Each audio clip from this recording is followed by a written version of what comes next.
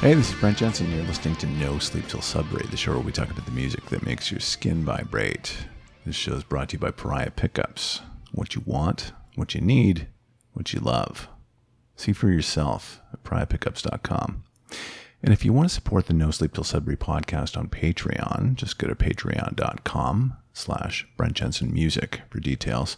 I'm also available for speaking engagements. For more information on that, go to brentjensenmusic.com or email info@brentjensenmusic.com.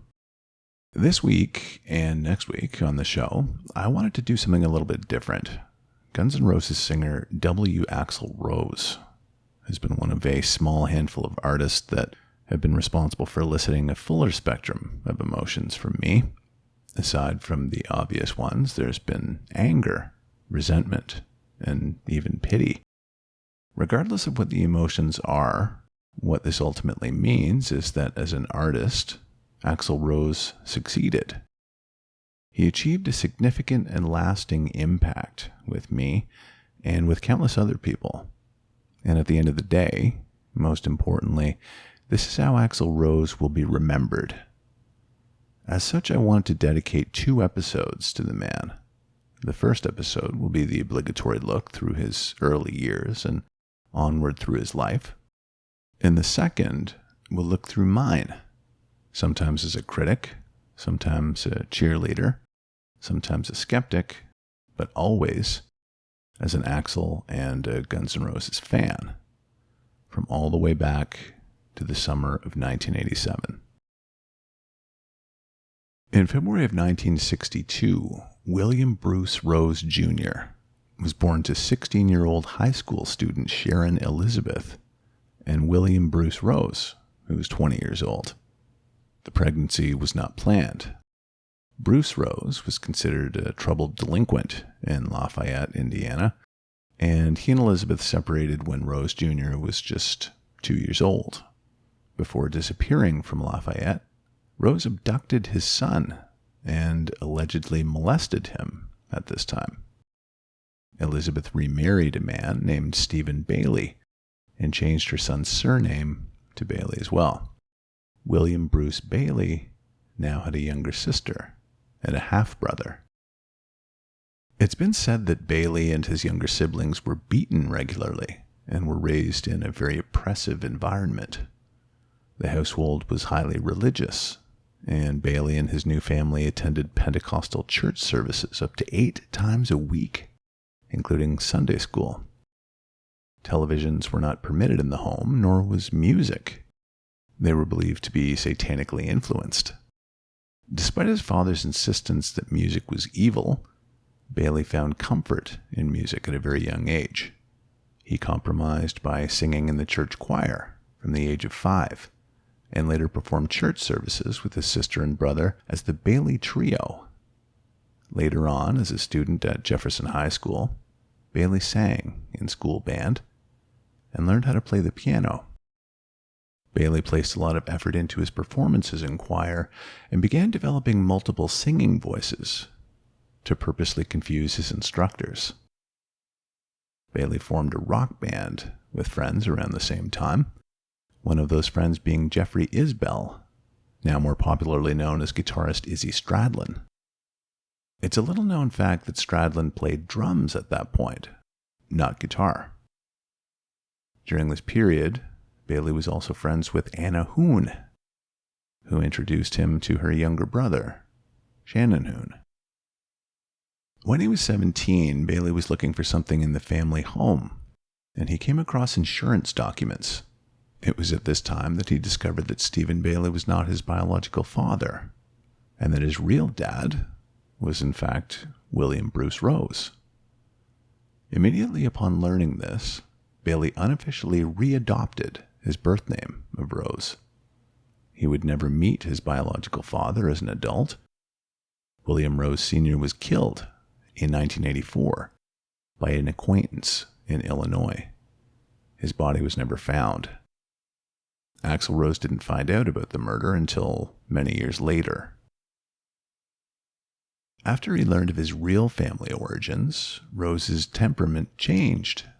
He got into scrapes with the local authorities, and became a known juvenile delinquent in his hometown. He wished to be known only as W. Rose, not William Rose, because he didn't want to use the complete name of his father. He was arrested more than 20 times for things like battery and alcohol-related incidents. He spent time in jail up to 3 months at one point. During Rose's late teens, a psychiatrist concluded that his delinquent behavior was evidence of psychosis. During this assessment, he made note of Rose's high IQ. In 1986, Rose intentionally overdosed on pills, explaining that he wasn't able to deal with the stress in his life any longer. He woke up in a hospital, and his experiences there inspired the lyrics to Guns N' Roses' song Coma. As his criminal behavior gradually worsened and longer jail stints loomed, Rose left Lafayette for Los Angeles just before he turned 21 in December of 1982. One of the reasons why he did this was because his childhood friend Jeff Isbell had moved there 2 years earlier to start a musical career as a drummer. He hoped that they could get reacquainted, maybe form a band together. But Isbell was already in one. He gave up drums after a disastrous turn in a punk band called Naughty Women, joining a metal band called Shire as a rhythm guitarist. He was now known as Izzy Stradlin. After getting to Los Angeles, Rose started his own band called Axl. One of his bandmates suggested to him that as the lead singer, he could change his name from William Bailey to Axl Rose, the same way Vincent Furnier did when he fronted the Alice Cooper band a little more than a decade earlier. Rose would legally change his name to W. Axl Rose 4 years later. Whether Rose realized at the time that Axl Rose was an anagram for oral sex, or when you add the W, the acronym of his new name was WAR, is unknown. After the band Axl was over with, Rose met a guitar player outside the Troubadour in Los Angeles named Kevin Lawrence. A few days later, he joined Lawrence's band called Rapid Fire. When it came time to reunite with his pal Izzy Stradlin, Rose parted ways with Lawrence to form Hollywood Rose with him and another guitar player named Chris Weber. In early 1984, Hollywood Rose recorded a demo that included Anything Goes, Shadow of Your Love, and Reckless Life, and also a song called Rocker.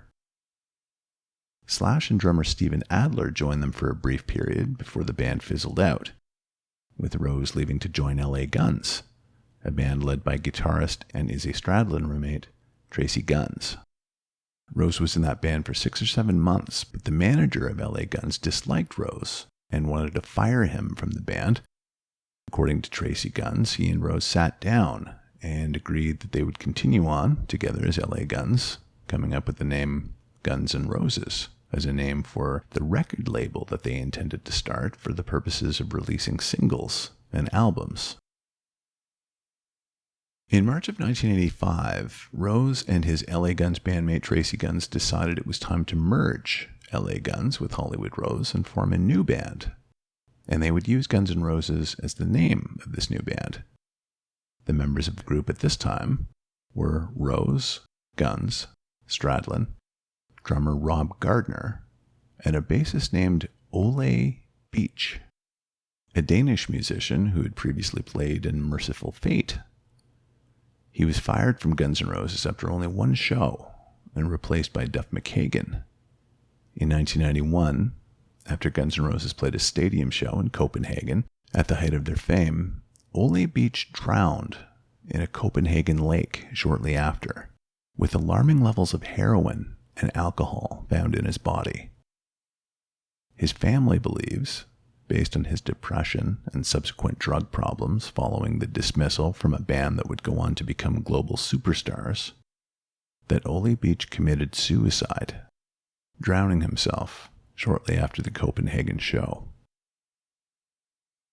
Over the next 3 months, Tracy Guns left the band, with Rob Gardner leaving shortly after.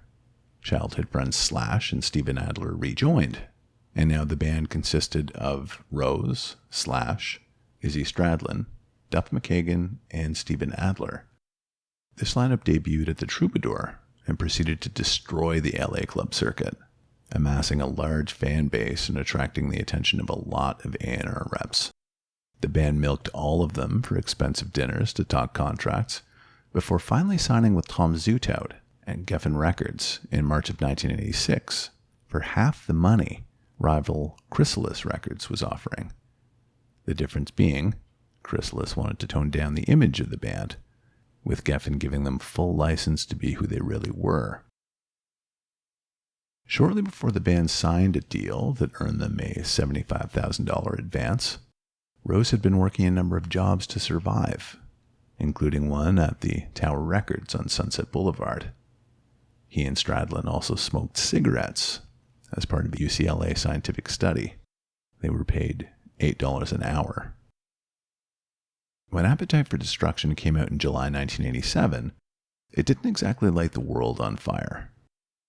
It wasn't until two things happened, the first being Geffen label CEO David Geffen making a call to a contact at MTV to ask them to play the Welcome to the Jungle video, which they finally conceded to do, albeit at 3 a.m. The second thing was the success of the single Sweet Child of Mine, a song Rose wrote about then-girlfriend Erin Everly. Interesting side note here. Geffen A&R guy Tom Zutaut deliberately buried Sweet Child on side 2 and loaded up side 1 of Appetite with straight-up rockers to showcase the band's raw aggression, which he saw as their most impressive strength. After the release of Sweet Child of Mine as a single with accompanying video, it was the song of the summer in 1988, and by the time Appetite's third single, Paradise City, would be released, the album shot up to the number 1 position of the Billboard Top 200. Appetite for Destruction has sold more than 35 million copies worldwide and holds the distinction of being the best-selling debut album of all time in the United States. The album took 6 weeks to complete, 2 weeks recording the basic tracks and a month for overdubs. Rose's vocals took the longest of all because he insisted on doing them all one line at a time. After the release of follow-up EP Lies in November 1988, Rose began what would be a very long foray into controversy of one type or another. Rose was called out for his lyrics from the song One in a Million on Lies, in which he uses slurs to describe blacks and homosexuals. As this controversy swirled, Rose fueled the fire by claiming that he was not being racist and that the N-word could be used beyond the denigration of blacks. Slash, who is half black himself, was not pleased. Rose walked that line of thinking back in 1992, saying the song reflected his impressionable views as a small-town teen in a big city for the first time, having experienced culture shock. With respect to the homophobia, Rose attributed his attitude to unsavory experiences he'd had with gay men in his past, allegedly avoiding an attempted rape in his teens. Despite this controversy, the success of Appetite for Destruction and Lies positioned Rose as rock's most prominent frontman at this time, and he called all the shots. When Rolling Stone asked him to appear on the cover by himself, he insisted that the interview and the cover photo be provided by his friends, writer Del James and photographer Robert John. Rolling Stone conceded. In early 1990, the controversy continued. Recording sessions for the new record were often aborted by Steven Adler's drug problem. Adler was sacked in favor of cult drummer Matt Sorum, but there were other problems afoot. Guns' longtime manager Alan Niven was fired, a move allegedly forced by Rose against the wishes of the rest of the band. Rose refused to complete the new album until Niven was gone. Former roadie Doug Goldstein was brought in as a replacement, at Rose's insistence. Rose and his sweet child of mine girlfriend Erin Everly were married on April 28, 1990, at a Las Vegas chapel. Less than a month later, Rose filed for divorce. Then the couple reconciled, and Everly became pregnant. In October of 1990, she suffered a miscarriage. Rose was said to be deeply affected by this and ratcheted up the tension in their relationship. Everly left Rose after an altercation, and their relationship was over in January of 1991. 3 years later, Everly accused Rose of physical and emotional abuse in a filed lawsuit, which was settled out of court. Rose next became involved in a relationship with supermodel Stephanie Seymour in the middle of 1991, and she would appear in the Guns N' Roses videos Don't Cry and November Rain. The two were engaged in February 1993, but separated 3 weeks later. The 2.5-year tour that would follow, without an album to promote yet, was founded on controversy.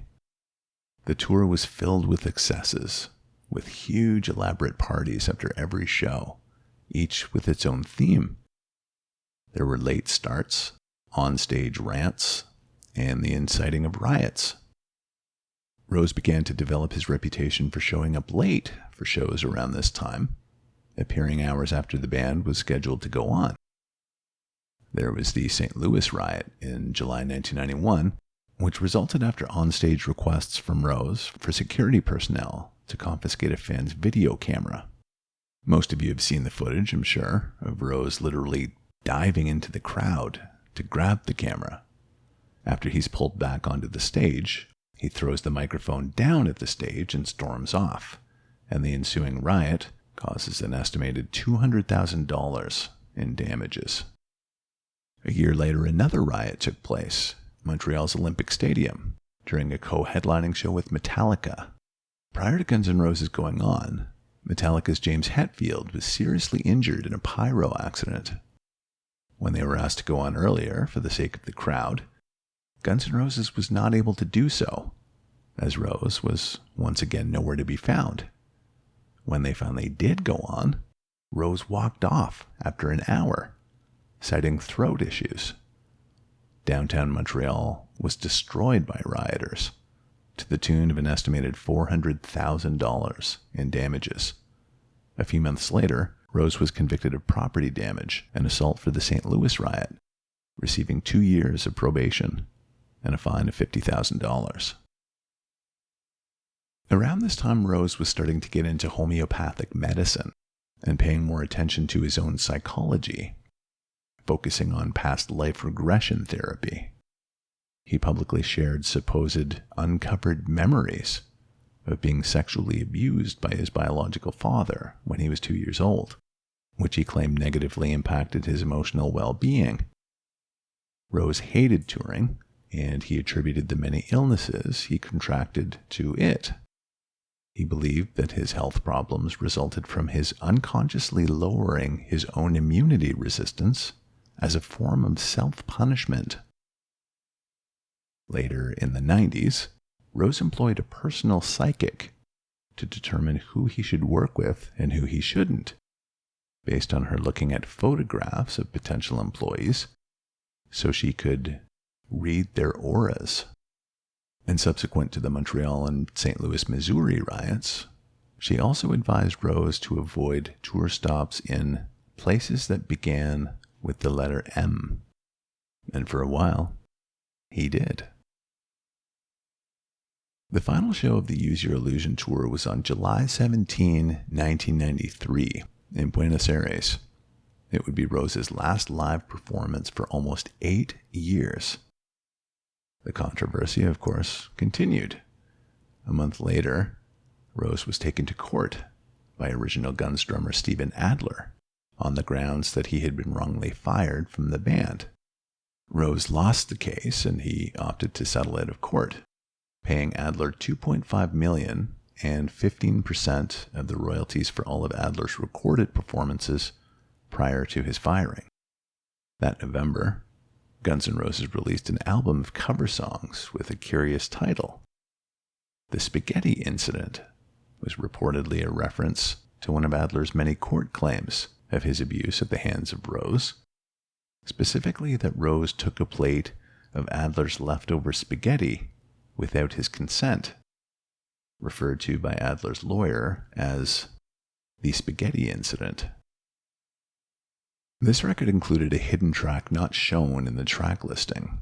The track was put there by Rose, and it was called Look at Your Game Girl, a song written by convicted murderer Charles Manson.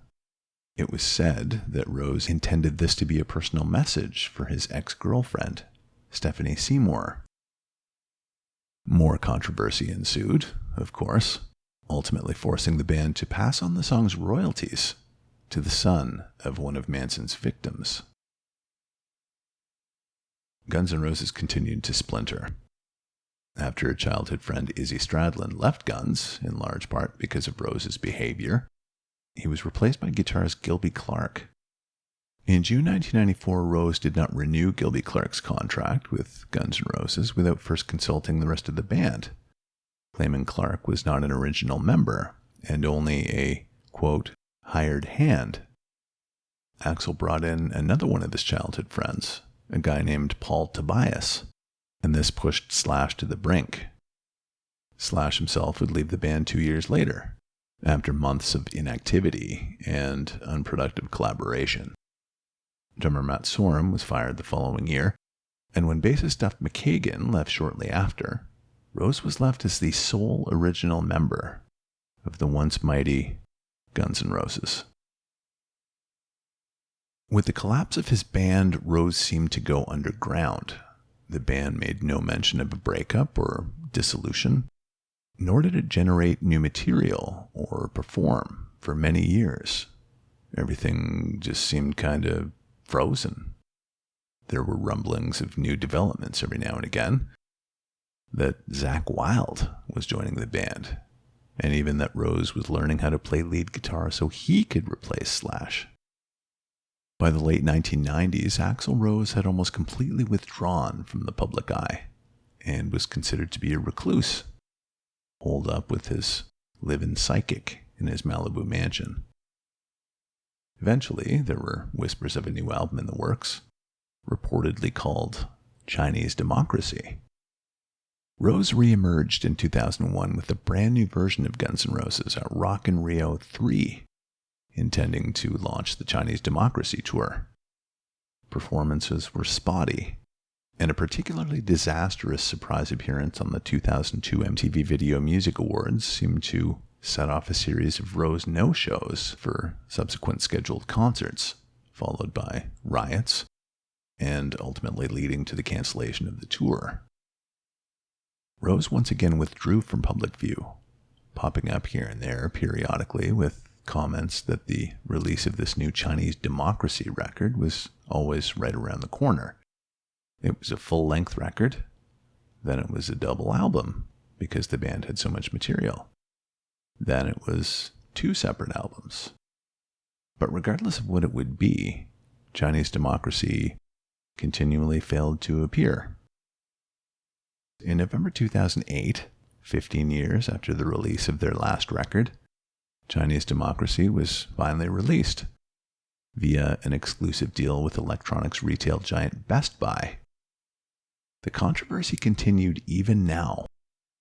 Rose contributed nothing to the record's promotion and had in fact gone missing in the months after the release. He didn't return phone calls from anyone at his record label, Interscope Records, and later Rose placed the blame on Interscope, claiming they didn't provide the necessary support that the new album required. A litany of lawsuits were launched back and forth from Rose and a long list of adversaries, former band managers, record companies, Activision, you name it. Most of the cases were settled out of court. Eventually, and maybe unsurprisingly, Axl Rose and Slash gradually crept towards burying their many hatchets with each other and finally reunited in 2016, which was one of the most anticipated reunion tours in the history of rock. As for the rest of the original members, Duff McKagan would also return to the band. Izzy Stradlin was offered a lesser cut of the money and declined. And Steven Adler was never offered an invitation to return. Rose and Slash shared a stage for the first time in more than 22 years when they played a surprise show in April at their old LA stomping grounds, the Troubadour, where it all started for them, with a warm-up gig before a tour of headlining festival shows. That tour was hugely successful, becoming the second highest grossing concert tour of all time. All this amidst Rose performing some fill-in dates for Brian Johnson in AC/DC, in Europe and in the US, and by all accounts, demonstrating goodwill, humility, even empathy. And just like that, all of the controversy was gone. The world would see W. Axl Rose in an entirely new light now, with fresh eyes. And on next week's show, you'll see W. Axl Rose through mine. This has been No Sleep Till Sudbury with Brent Jensen. Till next time, folks, take good care. Brent Jensen is the best-selling author of No Sleep Till Sudbury, Leftover People, and All My Favorite People Are Broken. All titles available in stores and on Amazon worldwide.